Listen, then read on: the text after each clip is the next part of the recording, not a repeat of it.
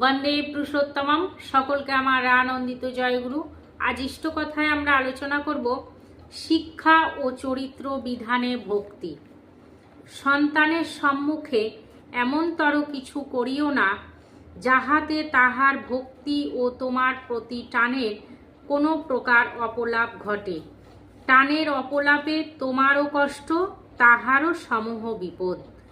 তাই তাহার ধাতু, চরিত্র ও অবস্থা যেন তোমাতে সব সময় জাগরূক থাকে।